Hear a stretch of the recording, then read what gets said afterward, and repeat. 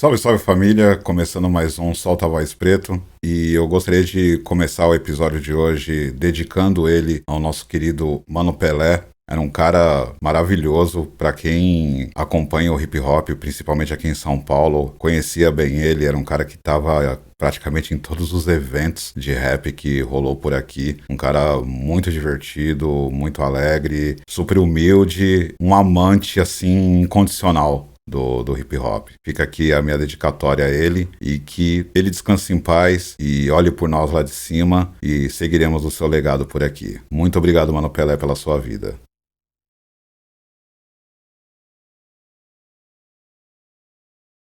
E como sempre, agradeço aí o apoio do Bocada Forte, o primeiro portal de hip hop aqui no Brasil, que segue resistindo aí desde 1999, trazendo muitas coisas a respeito da cultura hip hop em todas as suas vertentes. E para vocês conhecerem, basta acessar bocadaforte.com.br e também dizer que você pode contribuir a partir de R$1 por mês no financiamento coletivo do Solta Voz Preto no apoia.se/Solta Voz Preto ou então através do Pix soltavozpreto@gmail.com. E nesse episódio de hoje eu gostaria de contar uma parte da minha história dentro do hip hop. Acredito que tem muito a ver com tudo que eu quero trazer aqui com o tema de hoje. Eu comecei no hip hop em 1990, com 13 anos de idade. Era um adolescente que se encantou com a cultura. Esta parte também que eu quero trazer, o porquê desse encantamento pela cultura hip hop e como que isso aconteceu. Bom, eu desde criança tenho contato com a música preta de alguma forma, e eu tenho lembranças assim muito boas a respeito disso. Meu primo Lucas, inclusive se ele estiver assistindo ou ouvindo aqui, um grande beijo pra você, meu querido. Ele, quando eu fiz 7 anos de idade, ele me deu 2 discos compactos de vinil. Não sei se vocês chegaram já a ver esse tipo de vinil, mas era um vinil pequenininho. Era muito comum nos anos 80, ali início e meados dos anos 80, era bem comum esse tipo de disco. Hoje em dia alguns artistas fazem, né, edição para colecionador nesse formato, mas nessa época era bem comum. Então eu ganhei 2 vinis, um de um grupo chamado Black Juniors, da música Mas Que Linda Estás, que foi uma música que tinha estourado aqui no Brasil na época. Inclusive esse grupo era lá de um bairro próximo do meu, lá na zona sul de São Paulo, e era formado por meninos também, lá da periferia, ali da região da Vila Missionária, e ele me deu esse disco e me deu um outro também internacional, de um grupo chamado Wolf Ticket, de uma música chamada Yamama. Então era ali o começo do rap, ali era o começo daquilo que se tornou o rap. Então ali foi o meu primeiro contato mais visceral, digamos assim, com o rap até então, e eu me encantei com aquilo. Mas claro, eu era apenas uma criança, né? Eu tinha 7 anos, então eu gostava de ouvir, mas né, tinha escola para me preocupar e coisas de criança, enfim. Então era meio que apenas uma trilha sonora para mim e para os meus dias. E uma outra lembrança muito boa que eu tenho desta mesma época é que eu ficava muito na casa da minha tia-avó, porque meus pais trabalhavam e tudo mais, então essa minha tia cuidava da gente. E quando chegava sexta-feira à noite, eu ficava vendo meus primos se arrumando para ir para os bailes blacks que tinham na zona sul de São Paulo. E aquilo era muito da hora, assim, de ver, sabe? Eles arrumando os blacks deles, as calças boca de sino, eles sempre muito bem vestidos, super vaidosos, assim, todos eles muito lindos, se arrumando pro baile.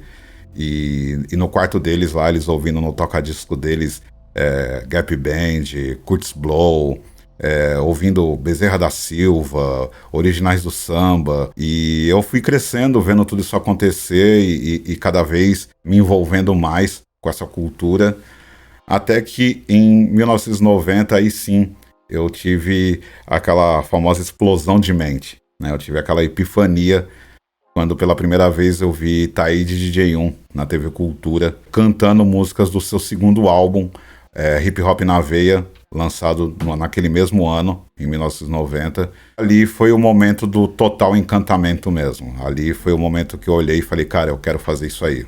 Eu quero cantar rap, eu quero ser DJ também, porque eu fiquei encantado com o DJ1.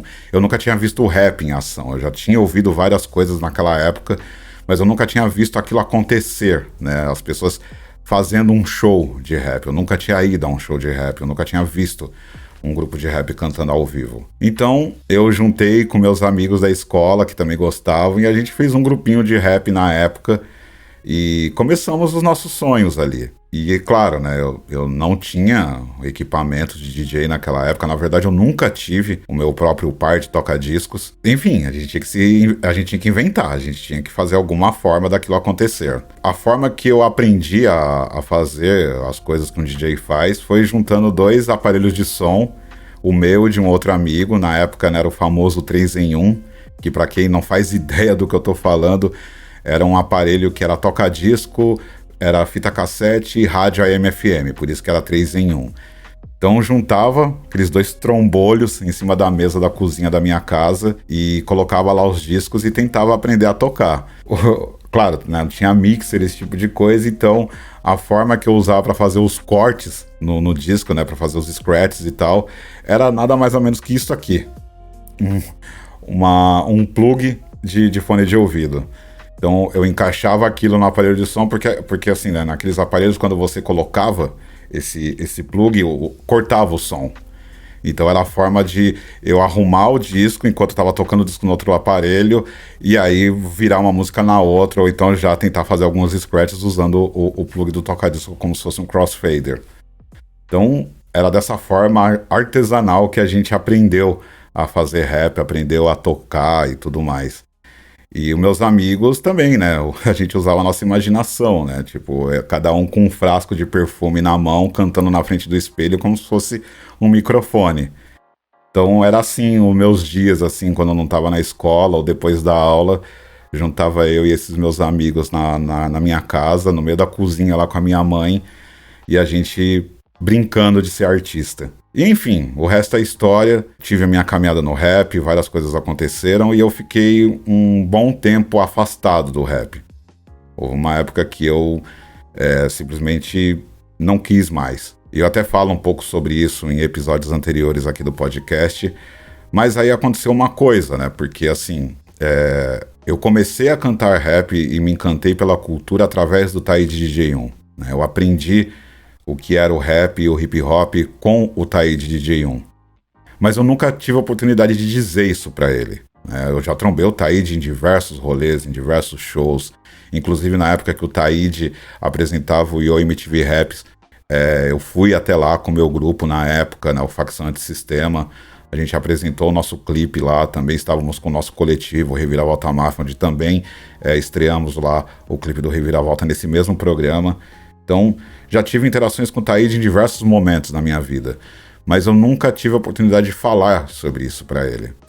E aí, ano passado, teve um evento em São Bernardo, voltado para os 50 anos do movimento hip hop, onde estava acontecendo diversos eventos, não só aqui onde eu moro, mas também em diversos lugares do Brasil. Então, foi promovido pela prefeitura aqui um bate-papo, onde esteve o Taíde, onde esteve o produtor Black Alquimista, também estava a B-Boy Taizinha, e também havia outras personalidades do movimento nessa conversa.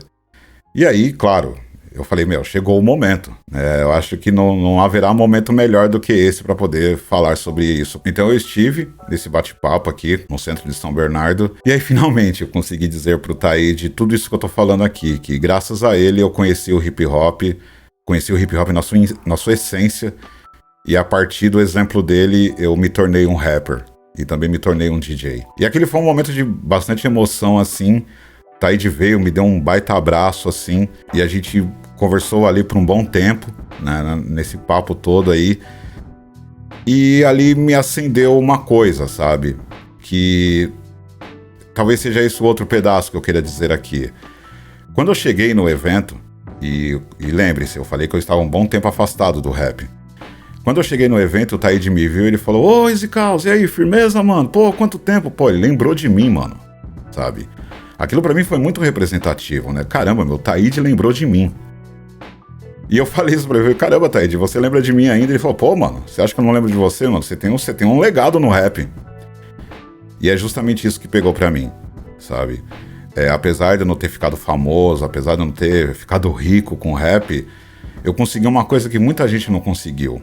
E às vezes até os próprios caras que nem famosos são. Eu consegui deixar um legado. O simples fato do Taíde lembrar de mim é uma prova disso, de que eu deixei um legado. E foi por isso que eu decidi voltar a fazer rap, porque é uma história muito bonita que não precisava ser interrompida da forma como interrompi. Mas o grande lance desse papo aqui que eu tô tendo com vocês é que, por muitas vezes, a gente não tem oportunidade de agradecer as pessoas que vieram antes de nós. A gente, por muitas vezes, acaba passando batido com isso e a gente acaba não agradecendo aqueles que pavimentaram o nosso caminho, seja qual for o aspecto da situação. No meu caso, o que eu tô dando aqui é com relação à música.